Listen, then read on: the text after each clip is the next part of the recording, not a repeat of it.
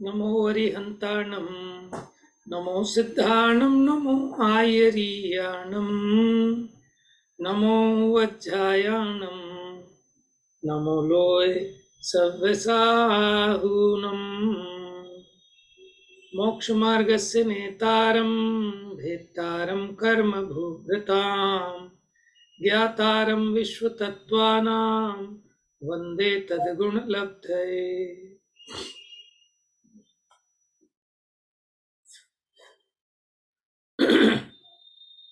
तो अपनी चर्चा चल रही थी निगोद के बारे में।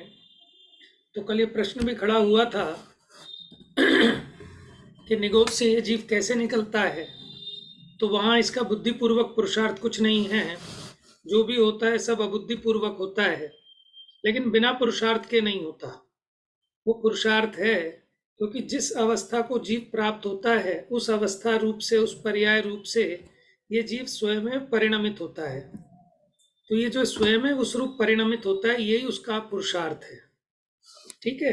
तो जो हमारा इच्छा रूपी प्रयत्न होता है वास्तव में उसका नाम पुरुषार्थ नहीं है। वो पुरुषार्थ से पहले होने वाली दशाएं हो सकती हैं। पुरुषार्थ तो वीर्य गुण की पर्याय को पुरुषार्थ कहते हैं। और वीर्य गुण का क्या काम है? स्वरूप रचना की सामर्थ्य करने की शक्ति। माने जो वस्तु जैसी है उसका जो स्वरूप है, उसका जो परिणमन होगा वो उसकी वीर्यत्व शक्ति के कारण है, नहीं तो वस्तु का अंत हो जाता।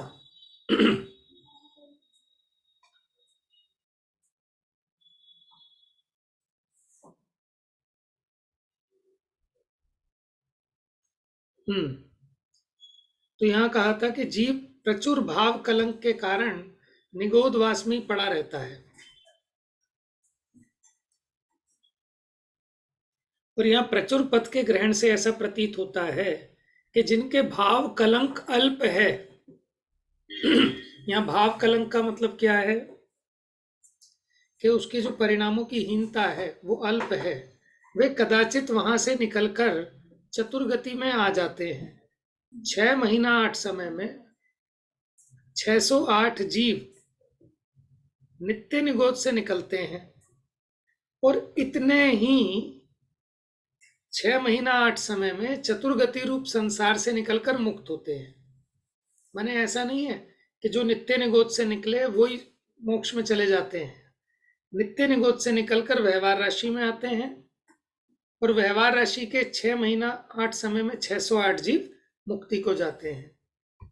भैया ये भाव कलंक क्या, एक बार फिर से समझा दो। भाव कलंक,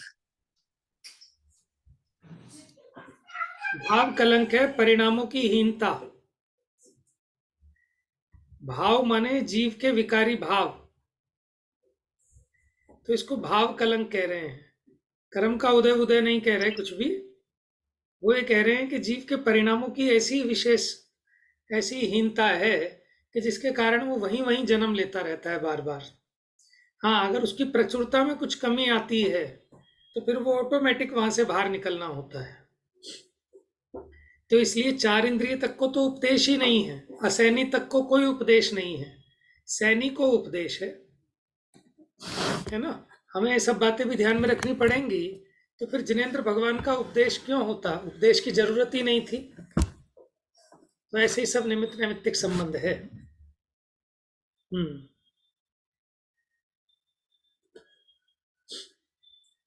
चलो शालू पढ़ोगे? यहाँ से पढ़ो। जी भैया, कहाँ से पढ़ना है? इतने समय में, इतने समय में ही चतुर्गति रूप संसार से निकलकर मुक्त हो जाते हैं। इस प्रकार जीवों की अनंतानंत राशि होने से ना तो सिद्धों की राशि बढ़ती है, ना ही संसारी राशि कम होती है। चारों गतियों में जितनी राशि बताई है सदा काल उतनी ही रहती है। इस प्रकार अक्षय अनंत राशि में कभी हीनाधिकता नहीं है। आगे बढ़िए। जैसे अपनी बुद्धि में विचार करें कि कोई व्यक्ति पूर्व दिशा में गमन कर रहा है। दीवाल, पर्वत आदि को लांघते लांघते गमन करते हुए कब उस दिशा का अंत आ जाएगा? कभी नहीं। उसी प्रकार अक्षय अनंत प्रमाण निगोद राशि का कभी अंत नहीं है। माने ऐसा नहीं होगा कि कभी आप ये कहो कि खाली हो जाएगा वो निगोद, क्योंकि अक्षय अनंत राशि है, कभी उसका अंत ही नहीं है। लेकिन आपको बताया था अनंत का प्रमाण केवल ज्ञान गम्य है, हम तो अनुमान से मानते हैं। आगे पढ़िए। नित्य निगोद से निकलने और मोक्ष जाने वाले जीवों की संख्या समान होने पर भी जो अभी निकले हैं वही मोक्ष नहीं जाते हैं। निकलने वाले जीव अन्य हैं, मोक्ष जाने वाले अन्य, मात्र संख्या समान रहती है। तो भैया ये हर 6 महीने में मतलब अब भी चल रहा होगा ये प्रोसेस की इतने हमेशा, जीव मोक्ष जा रहे हैं? बिल्कुल 6 महीना 8 समय में टोटल 608 जीव निकोद से निकलते हैं और 608 जीव ही मोक्ष जाते हैं। अभी इस क्षेत्र से नहीं जा रहे, लेकिन विदेह क्षेत्र से जा रहे हैं। ठीक ठीक है है ना? भैया जी। भैया लेकिन एक बात है कि जैसे अभी इस क्षेत्र से नहीं जा रहे, विदेह क्षेत्र से जा रहे हैं, तो जब इधर से भी जाने लगेंगे तो फिर विदेह क्षेत्र से कम हो जाएंगे जाने, बिल्कुल और वो फिर ऐसे। घाटा 608 का ही रहेगा आंकड़ा तो। मैं बिल्कुल तो ऐसे सुन ही रही है। हूँ पर बता। तो तो भैया मतलब जैसे कोई सा इस भी समय, काल हो, मतलब इससे ज्यादा नहीं जाएंगे मोक्ष? जैसे चतुर्थ काल भी चल रहा हो तब भी इतने ही जीव तब मोक्ष भी जाएंगे 6 महीना 8 6 महीने समय में? में 608, ये नियम है। अब आपका प्रश्न ये खड़ा होगा, फिर मेहनत करने से फायदा क्या? हाँ, जब अभी नंबर नहीं है। आपको क्या पता आपका नंबर नहीं है? हाँ, ये भी बात है। समझ में आया ना? देखो, जब हमने कंपटीशन एग्जाम दिया, हमने सोचा हमारा कहाँ नंबर आएगा। आईएएस जो कर रहे हैं, जो आईएएस की तैयारी कर रहे हैं, वो भी टीचर के एग्जाम में बैठ गए, है ना? हम्म। अब हम सर्वथा ये सोच के हार जाएं तो फिर तो आएगा ही नहीं। लेकिन हमने कहा चलो देते ही हैं, हो गया आ गया, ऐसे ही आ जाते हैं सबके। अगर पहले ये मान ले कि हमारा कहाँ आएगा, तो समझ लो उसका तो हम्म। आएगा ही नहीं। उसकी होनहारी ऐसी है, इसलिए उसको ऐसा विचार आ रहा है। और जिसका नंबर आना होता है ना, जिसकी होनहार भली होती है, उसको विचार ऐसा आता है कि एक सीट तो है ना, और मैं तो अकेला ही हूँ, एक सीट बहुत है। तो ऐसा जैसी योग्यता होती है, जैसी होनहार होती है, उसी के अनुकूल विचार भी होते हैं जीव को।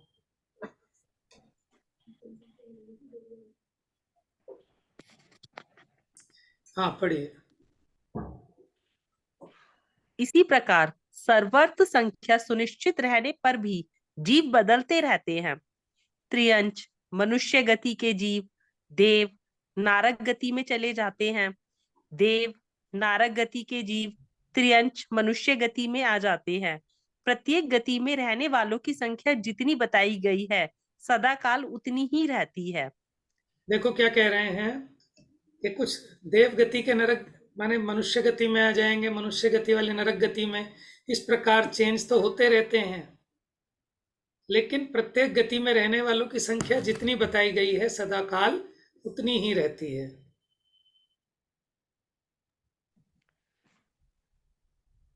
पढ़िए। प्रत्येक वनस्पति के समान अन्य संसारी जीव भी सप्रतिष्ठित अप्रतिष्ठित होते हैं। देखो गजब की वे बात है। जैसे हमने वनस्पति में बताया था ना, सप्रतिष्ठित और अप्रतिष्ठित। सप्रतिष्ठित माने जिसके आधार से बादर निगोदिया जीव रहते हैं, उसको कहते हैं सप्रतिष्ठित।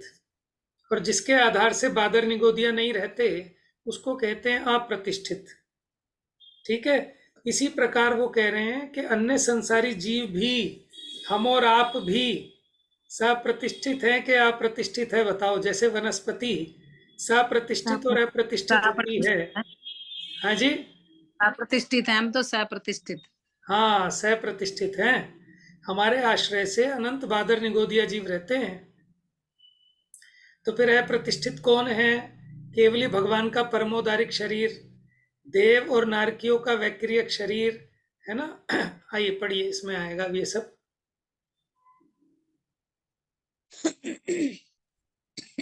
वे इस प्रकार हैं।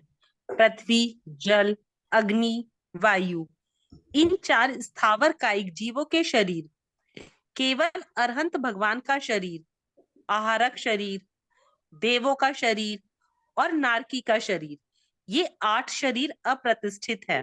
देखो इसमें क्या इनके गजब की बात आई, सुनो। पृथ्वी कायिक के आश्रय से बादर निगोदिया नहीं रहते, समझ में आया? जल कायिक के आश्रय से निगोदिया जीव नहीं रहते, अग्नि कायिक के आश्रय से भी बादर निगोदिया नहीं रहते, वायु कायिक के आश्रय से भी नहीं रहते। यानी जो 5 प्रकार के स्थावर हैं उनमें सिर्फ एक वनस्पति कायिक के आश्रय से बादर निगोदिया जीव रहते हैं। बाकी जो पृथ्वी, जल, अग्नि, वायु ये अप्रतिष्ठित हैं। उसके अलावा केवली अरहंत भगवान का शरीर परमोदारिक शरीर है, उसमें कोई बादर निगोदिया जीव नहीं रहता उसके आधार से।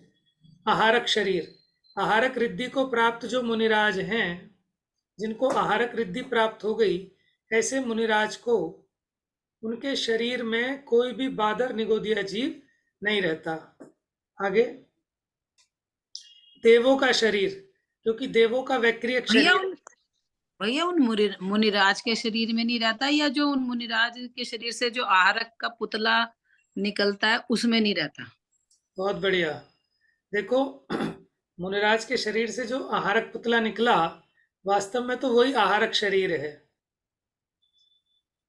माने वो जो विक्रिया होती है ना, आहारक रिद्धिधारी मुनिराज हैं, और उनका जो आहारक शरीर निकलता है सफेद पुतले के समान, यहाँ डेफिनेटली उसी की बात होनी चाहिए। ठीक है ना, मुनिराज के शरीर में तो रहते ही हैं, लेकिन वो जो आहारक शरीर निकला उसमें नहीं रहते। बाकी और देखेंगे, जैसा केवली के ज्ञान में आया वो प्रमाण है, अगर भूल चूक हो, इससे यही भाषित होता है, देवों का शरीर और नारकियों का शरीर। नहीं तो फिर यहाँ लिखा होता आहारक रिद्धिधारी मुनिराज का शरीर। यहाँ आहारक रिद्धिधारी मुनिराज का शरीर नहीं लिखा, आहारक शरीर लिखा है। उनके मस्तक से एक हाथ का सफेद पुतला निकलता है, जैसे कि आपको भूतिया फिल्मों में भूत भूत दिखाते हैं ना, जैसे कोई सफेद आत्मा आ रही है, उस तरह से तो आहारक पुतला होता है। अगर उन्हें कोई धर्म के संबंध में कोई विशेष जिज्ञासा हो, या कहीं साक्षात भगवान के, परमात्मा केवली भगवान के दर्शन करने के लिए विशेष जिज्ञासा हो, तो उनके मस्तक से एक हाथ जितना पुरुषाकार एक पुतला निकलता है सफेद रंग का, और वो वहां तक जाता है, वहां की भूमि को छू के आ जाता है वो पुतला। और वो आत्मा के प्रदेश हैं, आत्मा के प्रदेश उसके माध्यम से वहां तक जाते हैं। बीच में से आत्मा खंडित नहीं होता। जो मेरे मूल आत्मा के प्रदेश हैं, इन्हीं से वो ज्वाइंट है, और वो आत्मा के प्रदेश वहां तक जाते हैं, और वहां उस भूमि को स्पर्श करके वापिस आ जाते हैं अंतर्मुहूर्त के अंदर अंदर, और समाधान हो जाता है किसी भी प्रकार की जिज्ञासा हो। वो है आहारक शरीर। तो ये 8 शरीर अप्रतिष्ठित हैं। अप्रतिष्ठित मन इनके आश्रय से बादर निगोदिया जी नहीं रहते। जैसे मान लो इधर ये आचार्य कुंद कुंद के लिए बताते हैं कि भाई वो वहां गए थे विदेह क्षेत्र, तो उनका आहारक शरीर गया था? नहीं जी नहीं, वो तो विक्रिया वो रिद्धि पूरे से गए थे, वो आहारक रिद्धिधारी नहीं थे। तो वो अच्छा, विक्रिया रिद्धि हो सकती है। और ऐसा भी आता है कि अन्य उनके पुराने भव के जो मित्र थे, देव गति में देव थे, वो लेके गए थे। ठीक है ना? हाँ, वो तो लेकिन जो आहारक पुतला निकलता है जी, जो आहारक पुतला निकलता है वो दिखता है, दिखाई देता है। भाई जब उसमें आया कि सफेद रंग का है, तो फिर उस हिसाब से लगता है कि दिखना चाहिए पब्लिक को भी और जीवों को भी। उसके बारे में कह नहीं सकता, कहीं इस पॉइंट ऑफ व्यू से पढ़ा नहीं। अच्छा। जैसे तेजस और कारमान शरीर हैं, तो हमें ऐसे दिखाई नहीं देते, सूक्ष्म है। हाँ, अच्छा, जैसे औदारिक स्थूल है सूक्ष्म ही हमारा ये होगा शरीर, ये ना, तो हमें दिखाई देता है। तो वैक्रियक पुतला दिखाई भी नहीं सूक्ष्म ही देता। होगा, हाँ, सूक्ष्म है। वैक्रियक से तो भी वो दिखाई नहीं सूक्ष्म है देगा, आहारक। फिर दिखाई कहाँ से वैक्रियक देगा? वैक्रियक से भी सूक्ष्म है आहारक। फिर दिखाई कैसे देगा? हाँ, फिर हमें दिखाई नहीं देगा। यानी देखो उसमें रूप रस गंध वर्ण तो है, सफेद रंग तो है, लेकिन मूर्तिक होने पर भी जरूरी नहीं है कि हमारे इंद्रिय गम्य हो। अगर उसका सूक्ष्म परिणमन है तो वो हमें दिखाई नहीं देगा। ठीक है, जैसे तेजस और कारमाण ये पौद्गलिक हैं, लेकिन जैसे कोई आत्मा, जैसे किसी का मरण हुआ तो उसमें से आत्मा निकलती है, तो आत्मा के साथ उसका तेजस और कारमान शरीर भी निकलता है, लेकिन वो दिखाई नहीं हाँ हाँ, देता किसी को। सही साइंटिस्टों सही ने बात है। देख लिया, हम्म। लेकिन जो तेजस पुतला है वो शायद दिखाई देता है। अच्छा, ठीक है। वैकिरियक, ये भैया, उदारिक, वैकिरियक, आहारक, तेजस और कारमान। हाँ। भैया जैसे मान लो कोई ऐसे होते, मान चल मुनि कुंद कुंद तो चलो पूरे ही गए थे अपने इसी हाँ। शरीर के साथ। हाँ। पर सपोज तो कोई इस कर्म भूमि में है कोई मुनिराज, और उन्होंने कोई शंका करी और उनका आहारक पुतला गया मान लो कहीं दूर, बहुत दूसरे उसमें विदेह क्षेत्र में, तो वहां से वहां तक आत्मा के परमाणु खींचे रहेंगे? बिल्कुल, आत्मा के प्रदेश वहां तक फैलेंगे नहीं, तो फिर आत्मा के टुकड़े हो जाते दो, फिर एक आत्मा के दो टुकड़े हो जाते। तो इतनी दूर तक जैसे आत्मा के प्रदेश फैले रहेंगे तो उसमें फिर कुछ बाधा नहीं आती? कोई बाधा नहीं आती। ये जब समुद्घात होते हैं ना, 7 प्रकार के समुद्घात, हाँ जी, हाँ जी, हाँ जी। उसी में आहारक समुद्घात है ना। ऐसे ही मारणांतिक समुद्घात भी है, कषाय समुद्घात है। और देखो ये कहते हैं जैसे शरीर में किसी को वेदना बहुत ज्यादा हो, बहुत ज्यादा पीड़ा हो, तब आत्मा के प्रदेश शरीर से बाहर आ जाते हैं और वो वेदना कम हो जाती है या शांत हो जाती है। क्या क्या मतलब, समझ नहीं आई बात। जैसे किसी को पीड़ा बहुत ज्यादा हो, देह में बहुत वेदना हो, अच्छा। बहुत ज्यादा कष्ट हो, तो हाँ। वहां वेदना समुद्घात हो जाता है। अच्छा। वेदना समुद्घात होने पर आत्मा के प्रदेश शरीर से बाहर आ जाते हैं और अच्छा। फिर वो पीड़ा थोड़ी कम हो जाती है। और फिर वापस चले जाते हैं शरीर में? हाँ, फिर वापस शरीर में आ जाते हैं। वाह। ऐसे तो एक भैया ऐसा कषाय क्यों होता है, समुद्घात होता मतलब है। ये सबके साथ ही होता है जिसके जिसको ज्यादा वेदना हो रही है? नहीं, ऐसा नहीं कह सकते, ऐसा नहीं कह सकते। मतलब उतनी जानकारी है नहीं हमारे पास उस प्रकार की, कहीं पढ़ने में भी नहीं आया। और अब देखो इसी तरह की जिज्ञासाएं होती हैं कि जो अपने को समझ में नहीं आती ना, तो हो सकता है, अब वो तो आहारक रिद्धिधारी मुनिराज को होता है, लेकिन इसी प्रकार की कोई ऐसी जिज्ञासा रहती होगी मुनिराज के कि ज़्यादा प्रयोजनभूत तो नहीं है, लेकिन उसका विकल्प होता है, तो वो उस प्रकार से वहां तक प्रदेश फैलते हैं और शांत हो जाती है जिज्ञासा। ऐसे एक कषाय समुद्घात होता है कि भयंकर कषाय हो तो आत्मा के प्रदेश बाहर तक फैल जाते हैं और सामने वाले का घात हो जाता है उसमें। मुझे अभी मुझे अभी याद नहीं आ रहा, शिवानी को शायद थोड़ा ख्याल में हो कि कहीं पढ़ने में भी आया, जैसे युद्ध क्षेत्र में जो बड़े बड़े वीर योद्धा लड़ रहे होते हैं, तो उसमें कुछ ऐसा आया था, उनका समुद्घात याद होता है, है उसके कि कारण जो सामने वाला होता है उसका मरण हो जाता है उससे। वो एग्जैक्ट। बिना सर के भी लड़ लेते हैं। ऐसा आया था कि हाँ। सर भी कट जाए तो खाली धड़ धड़ लड़ता रहता है। हाँ, पढ़ने में आया था ना शिवानी, कि जैसे सम्रांगन हाँ। में योद्धा युद्ध लड़ते हैं, समुद्घात के बारे में आया था किसी। हाँ, ये कषाय समुद्घात में ही आया था और दीदी ने भी बताया था, और इसकी पहचान ये बताई थी कि फिर जैसे वेदना समुद्घात हुआ ना तो उसका फिर वेदना शांत हो जाती है। ऐसी कषाय समुद्घात हुआ तो फिर वो कषाय शांत हो जाती है उसकी, ये इसकी पहचान होती है कि इसको होकर चुका है। तो कषाय समुद्घात में यह है ना कि सामने वाले का घात कर देती है। हाँ हाँ। तो ऐसा एग्जैक्ट कहीं हमने नोट करके भी नहीं रखा और उस तरीके से याद भी ज़्यादा नहीं है, लेकिन इस तरह से पढ़ने सुनने में आया है। तो देखो हो सकता है हमें और आपको भी वेदना समुद्घात हो गया हो। जैसे कई बार ऐसा होता है कि भयंकर पीड़ा होती है, कभी जैसे मानो पेट दर्द हो गया, आपके पसीने पसीने हो गया, हार्ट अटैक आ गया किसी को, तो भयंकर पीड़ा है और कुछ देर में एकदम शांत हो जाती है, तो वो आत्मा के प्रदेश बाहर फैले, वेदना समुद्घात में वापस आ गए फिर। ठीक है, तो ऐसे आत्मा के प्रदेश शरीर से, मूल शरीर को छोड़े बिना आत्मा के प्रदेशों का शरीर से बाहर निकलना, लेकिन मूल शरीर को छोड़े बिना, वो कहलाता है समुद्घात। और देखो, जैसे देव है ना, पंच कल्याणक मनाने आते हैं यहाँ। जब तीर्थंकर का जन्म होता है तो सारे के सारे देव आते हैं। तो मैंने कहीं सुना कि नंदीश्वर द्वीप में सारे स्वर्ग खाली हो जाते हैं, क्योंकि सबके सब देव कहाँ चले जाते हैं? नंदीश्वर द्वीप पूजा करने। लेकिन ऐसा नहीं है कि स्वर्ग खाली हो जाते हैं, उनका मूल शरीर तो वहीं रहता है देवों का, सिर्फ उनकी विक्रिया आती है। हाँ, बोल रहे हैं कि भैया? मैं बस ये कहता, मूल शरीर तो वही रहता है। जब बिल्कुल। सोमरविंद्र भी आता है, जन्म जो भी कल्याणक मनाने आता है, मूल शरीर वही रहता है। हाँ, ये उनकी विक्रिया से शरीर बनते, पृथक विक्रिया होती है देवों के।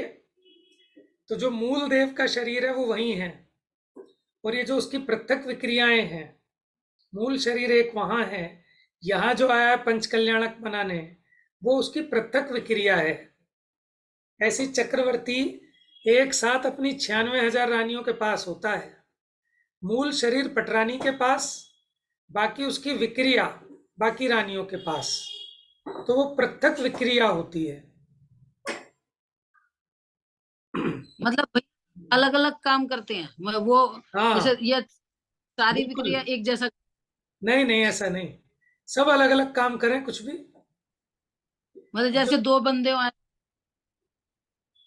हाँ, बिल्कुल अलग अलग। जैसे जैसे अब आप ये देखो, वहां वो देव, वहां तो वो भोग भोग रहा है ऊपर स्वर्ग में जो है, और यहाँ जो देव आया समूह शरण में बैठा है। समझ में आया? कहीं और भी उसकी विक्रिया हो सकती है। तो ये होती है पृथक विक्रिया। ये सब हम और आप कर करके आए हैं, सब काम भूल गए। देव गति में भी कितनी बार गए होंगे, कितनी बार समूह शरण गए होंगे, एक साथ कितने सारे काम निपटाता है जीव।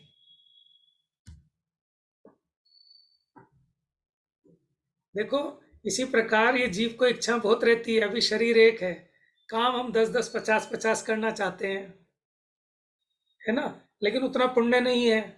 तो देवों के उतना पुण्य है, तो वो एक साथ 100-100 अपने शरीर बना लें अलग अलग, और सब अलग अलग काम करें। तो ऐसा नहीं होता कि स्वर्ग लोग खाली हो जाए, उनका मूल शरीर वहीं रहता है। तो देखो, अब ऐसी ऐसी बातों को जानकर हमें समझ में आता है, देखो ये सब केवल ज्ञान में सब जानने में आता है, और जितना हो सका शास्त्र आदि में भी उसका निरूपण है। तो ये 8 शरीर बताए, 4 तो स्थावर के, एक अरहंत भगवान का, एक आहारक शरीर, एक देवों का शरीर, एक नारकियों का शरीर। ये 8 शरीर अप्रतिष्ठित हैं। इसके आश्रय से या इनमें बादर निगोद जीव नहीं है। देखो, सूक्ष्म निगोदिया तो सब जगह है, क्योंकि सूक्ष्म निगोदिया को कोई आधार नहीं चाहिए, वो तो तीनों लोकों में ठसाठस है। बात है बादर निगोदिया की। हमने बताया था ना, सूक्ष्म और बादर में क्या अंतर है। सूक्ष्म की हिंसा नहीं हो सकती, बादर निगोदिया की हिंसा हो सकती है। ये प्रीति बैठी है क्या पूनम तुम्हारे पीछे? अच्छा, चलो अच्छी बात है, पढ़िए आगे।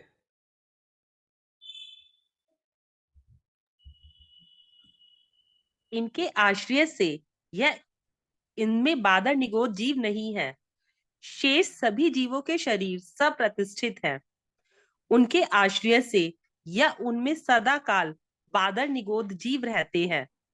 सूक्ष्म निगोद तो 3 लोक में सर्वत्र अनंत रहित और निरंतर रूप से ठसाठस भरे हुए हैं, क्योंकि इन्हें आधार की अपेक्षा नहीं है। तो अब समझ में आ गया, हमारे आपके सबके शरीर के आश्रय से अनंत बादर निगोद जीव रहते हैं।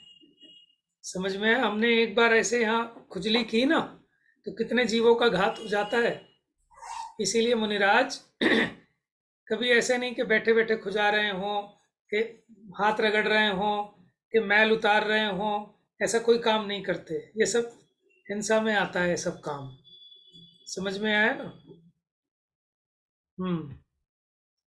तो यहाँ तक अपनी प्रश्न एक इंद्रिय जीवों में वनस्पति कायिक की विशेष चर्चा हुई। ठीक है, और इसमें बहुत अच्छा, बहुत खुलासा आ गया बड़े बड़े ग्रंथों का। अगर आप बड़े बड़े ग्रंथों को पढ़ेंगे, वहां से संकलन करेंगे, तब जाके इतनी बातें आप समझ पाएंगे। और यहाँ एक ही स्थान पर इतना विषय आ गया। अब चर्चा चलेगी त्रस्कायिक की। चलिए पढ़िए। त्रस्कायिक। 2 इंद्रिय, 3 इंद्रिय, 4 इंद्रिय, पंचेंद्रिय जीव त्रस्कायिक है। ये उपपाद, मारणांतिक और केवली समुद्घात को छोड़कर अन्य किसी भी स्थिति में त्रस नाड़ी से बाहर नहीं रहते हैं, सदा उसके अंदर ही रहते हैं।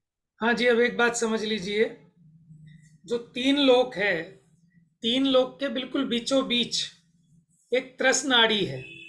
जैसे आपने त्रिलोक तीर्थ देखा है ना, त्रिलोक तीर्थ बड़े गांव वाला, उसकी गुल्लक देखी होगी आपने। वो जैसे गुल्लक है ना, उसी प्रकार का 3 लोक का नक्शा है, 3 लोक है। अब उसके बिल्कुल बीचों बीच ऊपर से 1/1 राजू की त्रस नाड़ी है।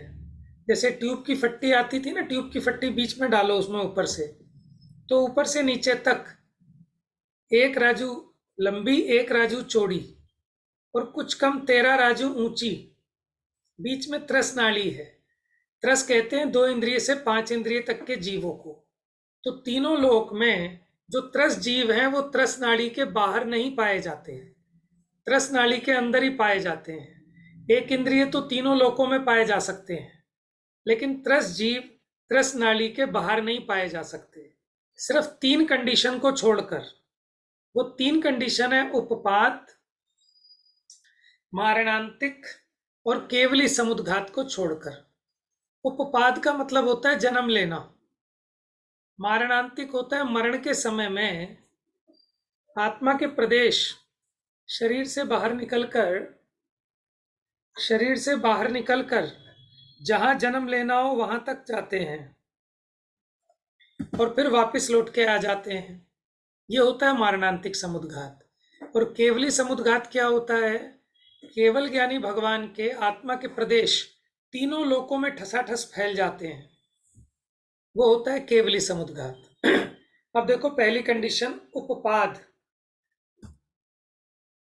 देखो जैसे कोई त्रस जीव है,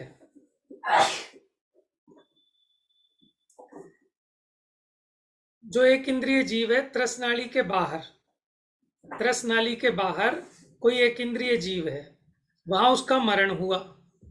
अब मरण होने के बाद तुरंत अगले समय से नई आयु प्रारंभ हो जाती है। पुरानी आयु समाप्त हुई, नई आयु प्रारंभ हो गई। अब इसने जन्म लेना है त्रस पर्याय में, तो इसकी त्रस की आयु चालू हो गई, लेकिन इसको नई जगह पर पहुंचने में 1, 2, 3 समय तक लग सकते हैं। ठीक है, अब मरण होते ही अगले समय में ये त्रस जीव कहलाएगा, लेकिन अभी त्रस शरीर पाने के लिए गति कर रहा है त्रस नाली में जाने के लिए, लेकिन अभी तो वो त्रस नाली के बाहर पाया गया और उसके त्रस आयु का उदय भी हो गया। तो पहली अपेक्षा हो गई उपपाद की अपेक्षा, कि कोई 1 इंद्रिय जीव जो त्रस नाली के बाहर था वहां उसने मरण किया। मरण करते ही अगले समय में उसको त्रस आयु चालू हो गई, लेकिन अभी त्रस शरीर धारण करने के लिए कुछ समय लग रहा है, तो वो त्रस नाली की तरफ गमन किया उसने। ठीक है, लेकिन जब तक त्रस नाली में नहीं पहुंचा तब तक अगर आप देखें तो त्रस जीव त्रस नाली के बाहर पाया गया। बात समझ में आई किसी को? उपपाद जन्म की अपेक्षा, यानी कोई स्थावर मरा और त्रस पर्याय में जन्म लेना है और त्रस नाली के बाहर वाला स्थावर है, तो मरते ही अगले समय में त्रस आयु चालू हो गई, तो वो बाहर पाया गया त्रस नाली से। दूसरा, मारणांतिक समुद्घात। त्रस नाली के भीतर कोई त्रस जीव है, उसने मरकर 1 इंद्रिय में पैदा होना है और वो भी त्रस नाली के बाहर पैदा होना है। हाँ, तो क्या होगा, यहाँ अंत समय में मरण का अंतर्मूर्त शेष रहने पर उसके आत्मा के प्रदेश जहां उसने जन्म लेना है त्रस नाली के बाहर, वहां तक फैलेंगे।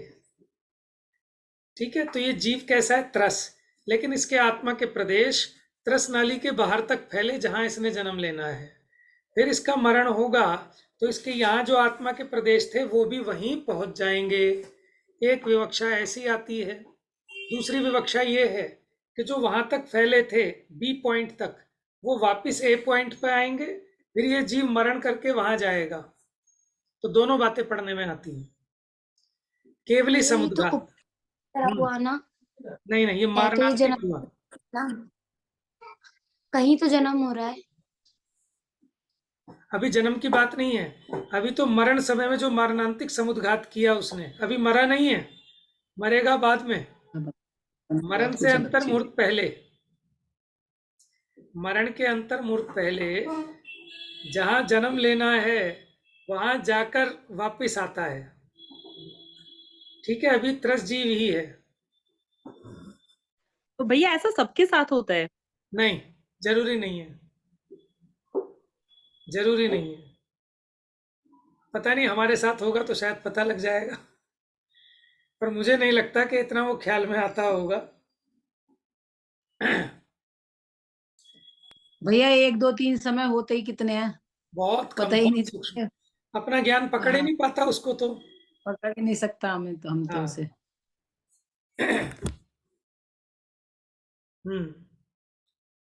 तीसरा है केवली समुद्घात। अब केवली भगवान हैं, वो त्रस हैं कि स्थावर हैं, ये बताओ। त्रस है। त्रस हैं तो वो त्रस नाली के अंदर अंदर पाए जाने चाहिए, लेकिन जब उनको लोक पूर्ण समुद्घात होता है तो उनके आत्मा के प्रदेश पूरे लोक में फैल जाते हैं। तो उस अपेक्षा देखें तो त्रस जीव त्रस नाली के बाहर भी पाया गया। तो ये 3 दशाओं को छोड़कर कभी भी त्रस जीव त्रस नाली के बाहर नहीं पाए जाते, सदा अंदर ही रहते हैं। अब इसका जो खुलासा है ये कल पढ़ेंगे, ठीक है। जा वाणी के ज्ञान से सूझे लोकालोक, सो वाणी मस्तक नमो सदा देत हूँ धो।